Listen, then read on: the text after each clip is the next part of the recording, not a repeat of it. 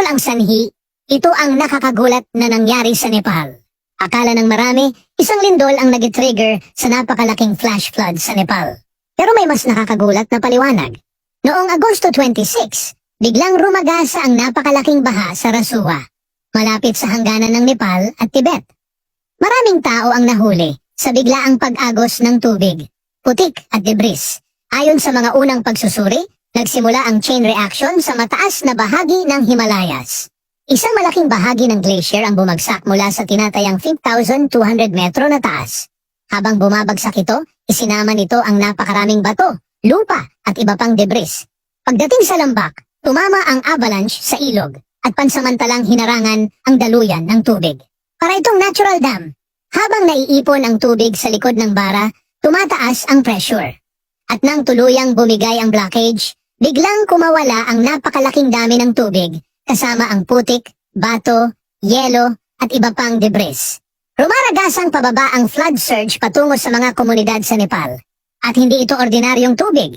Ang malalaking bato at debris na dala ng agos ay maaaring tumama at sumira sa mga bahay, tulay, kalsada at sasakyan. Isa sa mga pinakaapektadong lugar ang Rasuwa District, kabilang ang Timur at Siaprobesi. Pero narito ang pinaka-nakakagulat na bahagi. Noong una, may mga ulat na maaaring isang lindol ang nag-trigger sa pagguho. Ngunit matapos suriin ang seismic data, sinabi ng mga eksperto na ang signal ay maaaring mismong mula sa napakalaking glacier collapse at debris flow, at hindi mula sa isang ordinaryong tectonic earthquake. Ibig sabihin, ang pagbagsak ng glacier mismo ay sapat upang makalikha ng malakas na seismic signal. At habang nagpapatuloy ang rescue operations, patuloy ding hinahanap ang mga taong nawawala. Maraming lugar ang mahirap puntahan dahil sa putik, sirang kalsada at mga tulay na inanod ng baha. May isa pang malaking tanong.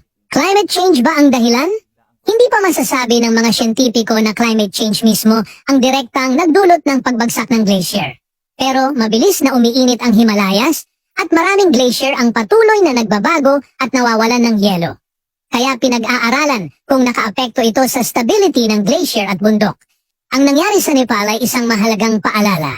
Hindi lahat ng flash flood ay nagsisimula sa malakas na ulan. Minsan, sapat na ang pagbagsak ng glacier, pagbara ng ilog, at biglaang pag-release ng tubig para makalikha ng napakalaking baha.